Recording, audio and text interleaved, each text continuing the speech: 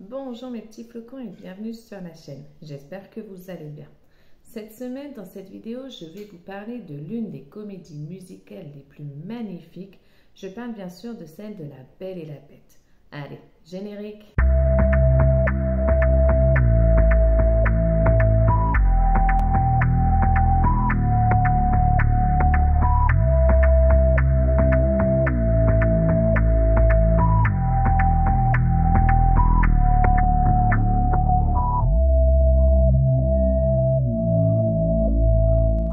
La Belle et la Bête fut adaptée en comédie musicale avec les musiques de Alan Menken et les paroles de Howard Ashman et Tim Rice.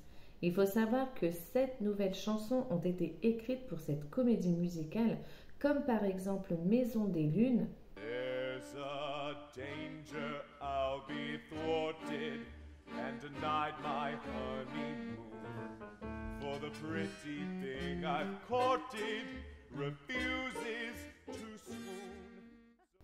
Ou encore Peu importe ce que. Je deviens celle que je suis.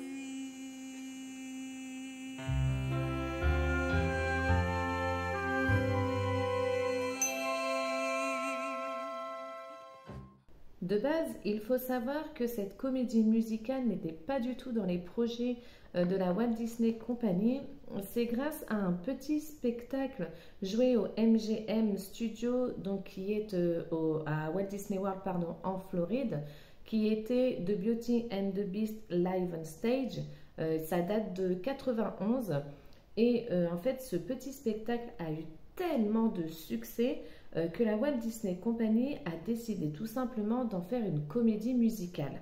La première représentation de la comédie musicale a eu lieu le 18 avril 1994 au Palace Theatre de New York. Et la dernière représentation a eu lieu le 29 juillet 2007 pour laisser la place à une autre comédie musicale qui est La Petite Sirène. Il faut savoir que côté critique, la comédie musicale a reçu de très nombreuses critiques positives et côté récompense, elle a quand même été nommée dans de nombreuses cérémonies d'awards, dont 9 aux Tonys et 10 aux Drama Desk Awards. Par contre, elle n'a remporté malheureusement qu'un seul award, c'est celui des meilleurs costumes. Cette comédie musicale comporte 3 actes, si on compte bien évidemment le prologue qui est exactement le même que dans le film d'animation. Et du coup, dans l'acte 1, on y retrouve les scènes des villageois, de la chaumière de Maurice, de la taverne, de la forêt avec le château de la Bête. On y retrouve aussi l'aile ouest et le dîner. Et du coup, dans l'acte 2, on y retrouve les mêmes noms de scènes que dans le premier acte. Il y a l'attaque des villageois du coup qui est rajoutée aussi dans l'acte 2. Les musiques de cette comédie musicale, comme je vous l'ai dit un petit peu avant, donc, sont composées par Alan Menken. Donc c'est exactement les mêmes que dans le film d'animation.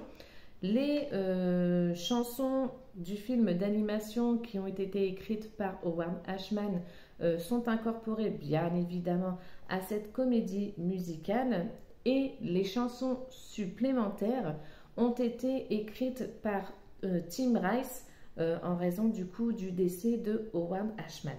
La comédie musicale de La Belle et la Bête a rapporté plus de 1,4 milliard de dollars. Elle a été jouée dans 13 pays et dans 115 villes. En France, l'officialisation de la comédie musicale s'est faite en octobre 2013 et elle a même été prolongée jusqu'en juillet 2014. Il faut savoir qu'après l'officialisation de cette comédie musicale donc en France, tout est allé très très vite puisque quelques jours après seulement, une première revue presse a été faite avec la présence d'Alan Menken. Et dans cette revue presse, on a appris d'ailleurs que les chansons que nous avons dans le classique d'animation resteraient telles quelles dans la comédie musicale française, histoire que les spectateurs ne soient pas trop décontenancés par une chanson qui au final connaissent vraiment par cœur grâce au film d'animation. Afin d'accueillir cette comédie musicale, le théâtre Mogador a dû subir quelques petits travaux de transformation histoire d'intégrer vraiment le classique d'animation dans ce théâtre. Le public redécouvre donc avec plaisir cette salle dont la scène est désormais habillée d'un magnifique rideau de velours bleu orné de dorures avec la célèbre rose rouge. Les décors suivent ensuite l'action de la pièce, le village avec sa petite place et la maison de Belle, la taverne de Gaston avec ses trophées et son grand fauteuil, la forêt et bien sûr le château. Celui-ci s'appuie sur tout un jeu de décors mobiles emmenant tour à tour le spectateur dans les divers lieux d'action. Le hall d'entrée, la chambre de Belle, la bibliothèque. Les costumes sont sublimes et très représentatifs du classique, que ce soit pour les humains ou les objets enchantés du château tels que Lumière ou encore Big Ben. La mise en scène et les chorégraphies sont très fidèles aux classiques d'animation, tels que la chanson de Gaston ou la danse des villageois. Et le duo est juste surprenant. Mais également aussi, on y retrouve la chanson Humain à nouveau, qui est apparue dans la réédition de La Belle et la Bête du DVD de 2002, où les objets enchantés en fait chantent leur hâte de retrouver leur vie d'avant. Et en parallèle, on a un passage de Belle et la Bête qui lisent un livre dans la bibliothèque. Mais même si la comédie musicale respecte soigneusement le classique d'animation, il y a quand même malgré tout certaines variations, comme par exemple un moment où les triplés en fait supplient Gaston de choisir l'une d'entre elles plutôt que Belle sur le chemin du chalet. Il leur assure d'un air suffisant que son mariage avec Belle n'aura aucun effet sur les futurs rendez-vous qu'il aura très probablement avec elle. Ce qui signifie du coup que ce ne serait pas un mari très fidèle à Belle.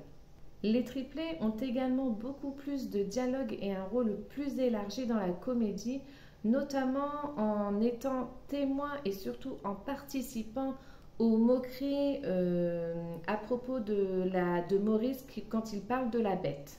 Philibert le cheval, quant à lui, malheureusement, est retiré de la comédie musicale. Au lieu de cela, Belle tricote à Maurice une écharpe pour lui porter chance pour son voyage à la foire des inventeurs. Après qu'il soit devenu prisonnier de la bête, le foulard est retrouvé dans le bois près du carrefour par Le Fou, qui était parti du coup là-bas à la demande de Gaston après la demande en mariage de Belle pour trouver un cerf, et c'est du coup à ce moment-là qu'il aurait retrouvé le foulard et du coup Belle l'aurait vu et c'est ce qui l'aurait en fait alerté de la disparition de son père. Elle se dirige du coup vers les bois à pied. Dans la comédie musicale également, on y apprend que le nom du plumeau est Babette, chose que l'on n'apprend pas du tout en fait dans le classique d'animation. Et également, on apprend que l'armoire, donc celle-ci, qui est dans le film, s'appelle en fait Madame la Grande Bouche. Et on apprend également que c'était une ancienne diva. Sultan, qui est le petit chien, le petit repose-pied, comme Philibert, il a été supprimé du coup de la comédie musicale. Zip voit son rôle diminuer en raison en fait de l'incapacité à bien incarner en fait son personnage. Donc aujourd'hui la comédie musicale n'est plus jouée. Néanmoins en 2019, donc avant la pandémie, Disney avait fait un petit communiqué disant que la comédie musicale allait être rejouée. Puis la pandémie est passée par là et depuis c'est vrai qu'on n'a plus du tout aucune nouvelle si cette comédie va être rejouée ou pas du tout. On n'en sait rien du tout pour l'instant. Voilà mes petits flocons pour les petites informations concernant la comédie musicale de La Belle et la Bête. Dites-moi en commentaire du coup si vous avez eu la chance de pouvoir la voir en France ou ailleurs dans le monde. Dites-moi également en commentaire ce que vous en avez pensé. Est-ce que c'est une comédie qui est réussie ou au contraire il manque des choses par-ci par-là? N'hésitez pas du coup à me le dire en commentaire. Sur ce, je vous souhaite une bonne journée, je vous fais des bisous et je vous dis ciao! Thank